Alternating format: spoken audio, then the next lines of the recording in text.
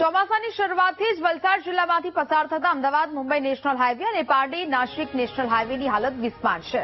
પ્રથમ વરસાદથી જ હાઈવે પર મસમોટા ખાડા પડી જતા વાહન ચાલકો ત્રાહિમામ પોકારી ઉઠ્યા છે. તૂટેલા રસ્તાને કારણે અનેક અકસ્માતો પણ થાય છે.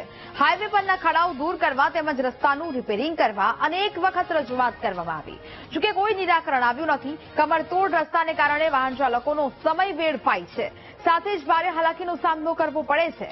આ વચ્ચે નેશનલ હાઈવે ઓથોરિટી સારા રસ્તાની સુવિધા આપી શકતું ન હોવા છતાં મસ્ત મોટો ટોલ વસૂલે છે.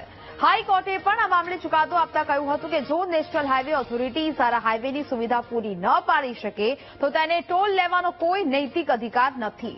આથી થોડા સમય સુધી ટોલ બંધ કરવાનો આદેશ કર્યો છે.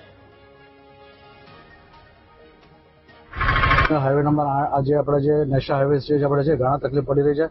ખાડાઓ ઘણા પડી રહ્યા છે, ગાડીઓ નુકસાન થાય. ગાડીનો આમાં શું છે કે માણસનું પણ અકસ્માત પણ એમાં થાય છે અને ઘણી જાનહાનિ પણ થઈ રહી છે. હમણાં પણ એક અકસ્માત થયો હતો, જેના કારણે હમણાં ટોલ ટેક્સ પર હમણાં થોડો જે ગ્રુપના બધા ભેગા થઈ ગયા હતા એ ખરેખર જોવા જઈએ તો જે પૂરતા ટેક્સ આપણે જે ભરતા હોઈએ છીએ આપણે સરકારને, અને જો રોડ રિપેરિંગનું જે કામ ના થતું હોય તો પછી એ લોકોને ટોલ ટેક્સ લેવાનો કોઈ અધિકાર હોતો નથી. હાઈવેની હાલત એટલી ખરાબ છે કે આપણે જો તમે હાઈવે પર ચાલો છો તો એના કરતા તો આપણે જે લોકલ રોડ પર ચાલીએ છીએ તે ખરેખર સારા રસ્તા છે. તમે ગામડાના ઇન્ટરનલ રસ્તા જુઓ તો હાઈવે કરતા સારા છે ને એના ઉપર કોઈ તકલીફ નથી આવતી. જ્યારે અહીંયા તો હવે આપણે રસ્તા ક્યાં છે ને ખાડા ક્યાં છે તે શોધવાના ભારે પડે છે.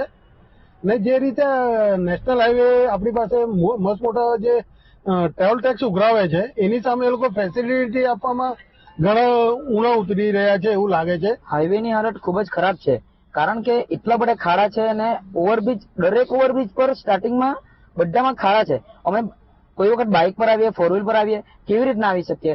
અમારા ઘરે બી છે ને જોવાનું હોય ને ટાઈમનો આપણો હોય કંપનીમાં, આપણે ટાઈમસર નીકળીએ અને ટ્રાફિક જુઓ તો ટ્રાફિક 1, 2, 3, 4, 5 કિલોમીટરનું ટ્રાફિક હોય છે, આવું તે બી હાઈવે પર.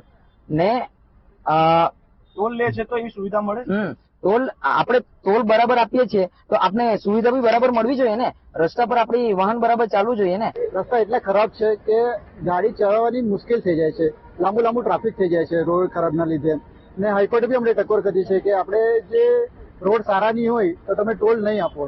તો અમારી એ જ માંગ છે કે રોડ સારા બનવા જોઈએ, ટાઈમસર કામ મરમત થવું જોઈએ, મેન્ટેનન્સ હોવું જોઈએ. ગાડીને કેટલું નુકસાન થાય? ગાડીનું દર 2-3 દિવસે વ્હીલ ડેમેજ થઈ જાય છે, ટાયર પંચર થઈ જાય છે.